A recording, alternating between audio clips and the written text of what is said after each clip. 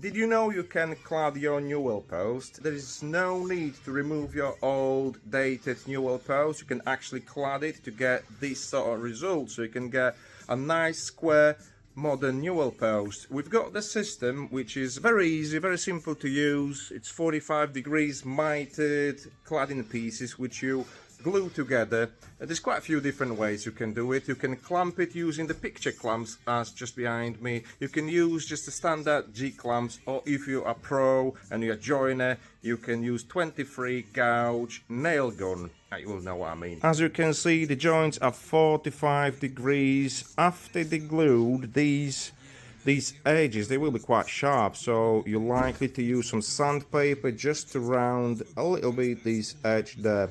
This is sort of result you can get. So what you're gonna get is a nice square, what's called square modern Newel post.